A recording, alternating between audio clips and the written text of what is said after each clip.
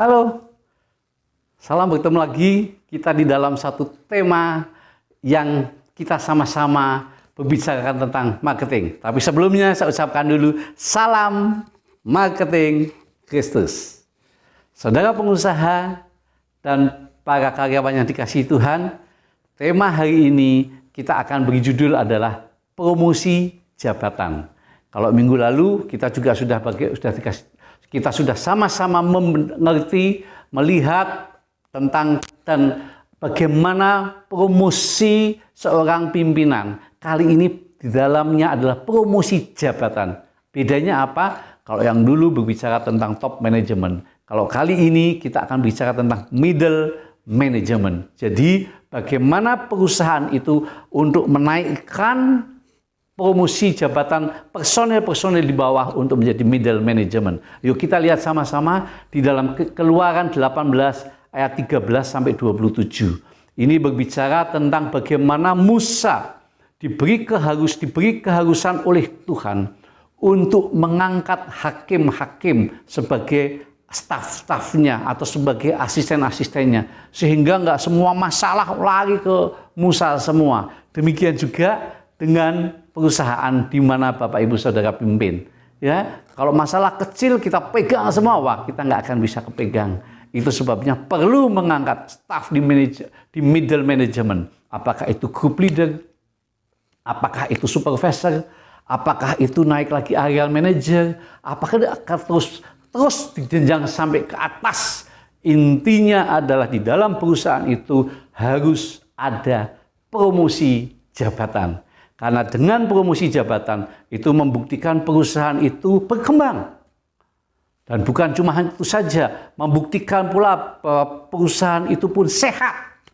Dan itu memotivasi karyawan untuk terus berlomba, bersaing dengan sehat untuk menduduki jabatan itu. Sehingga suasana kerjanya pun akan bergairah, nggak monoton saja. Ayo kita sama-sama lihat. Yang pertama, karakter yang bagaimana yang harus kita cari kalau kita mau mempromosikan jabatan seseorang. Yang pertama adalah mampu memimpin dan pasti harus juga bisa taat dalam bekerja. Ini penting sekali, mampu memimpin timnya dan taat pada peraturan perusahaan. Keluaran 18 ayat 20. Bagaimana Tuhan memberikan instruksi kepada Musa, yaitu kemudian haruslah engkau mengajarkan kepada mereka ketetapan-ketetapan dan keputusan-keputusan, dan memberitahukan kepada mereka jalan yang harus dijalani.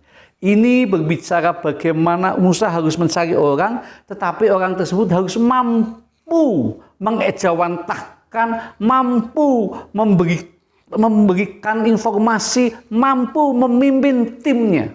Itu sebabnya mutlak yang pertama harus mampu memimpin dan taat dalam bekerja.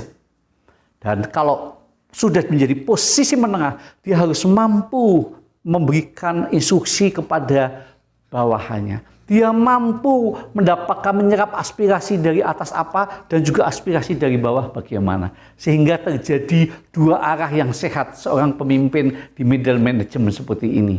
Dan yang kedua adalah bukan hanya mampu memimpin saja, tetapi juga takut akan Tuhan. Pengusaha, para marketing yang dikasihi Tuhan, kalau kita ingin mengangkat seseorang, maka kita harus lihat karakter orang itu harus takut akan Tuhan. Kenapa hal ini penting? Yes, penting sekali.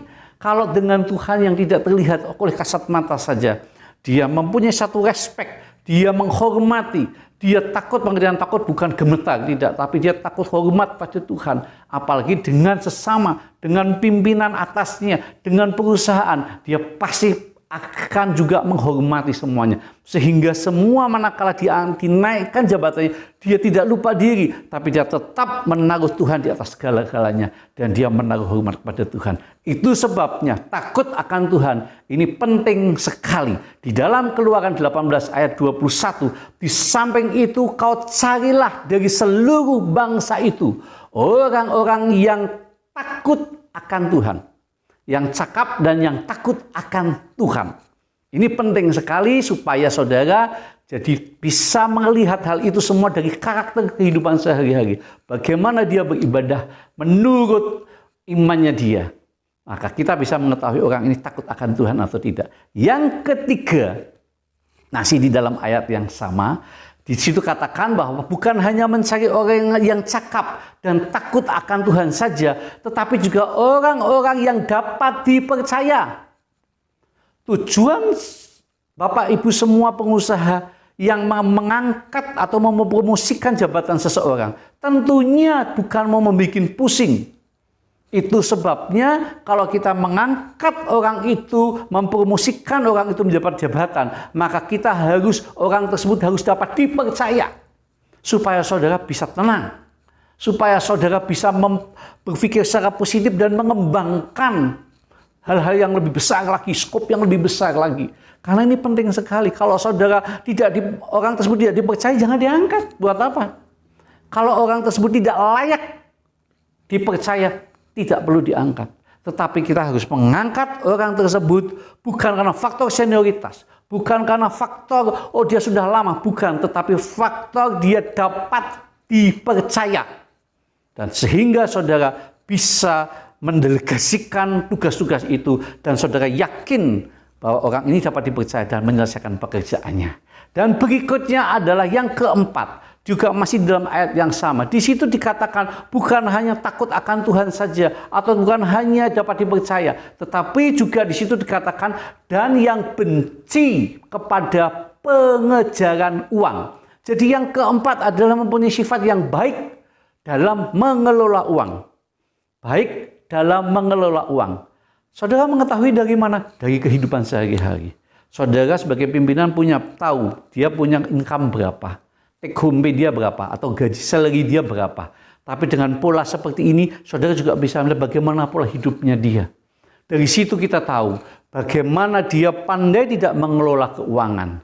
Karena ini penting sekali, sudah tingkat manajemen, middle management, itu keuangan itu juga walaupun tidak dilepas semua, tapi kita juga harus tahu personel tersebut harus mampu mengelola uang dengan baik supaya buat perusahaannya tidak mengalami kerugian. Dan lebih daripada itu, keberadaan dia di situ bukan sebagai benalu, tetapi justru mampu mengembangkan tentang ide-idenya, mampu mengembangkan sehingga secara keuangan mendapatkan profit bagi perusahaan itu. Jadi saudara, 4 hal ini, yang pertama adalah mampu memimpin dan taat dalam perusahaan. Yang kedua adalah takut akan Tuhan. Dan yang ketiga dapat dipercaya. Dan yang keempat adalah mempunyai sifat yang baik dalam mengelola keuangan perusahaannya. Kiranya 4 hal ini menjadikan acuan buat saudara pengusaha dan juga buat karyawan yang ingin dinaikkan promosinya, promosi jabatannya, supaya kita sama-sama bisa mendapatkan hal yang baik sehingga sama-sama perusahaan itu menjadi perusahaan yang diberkati. Sampai di sini kiranya saudara pengusaha, para marketing diberkati oleh Tuhan. Salam marketing Kristus.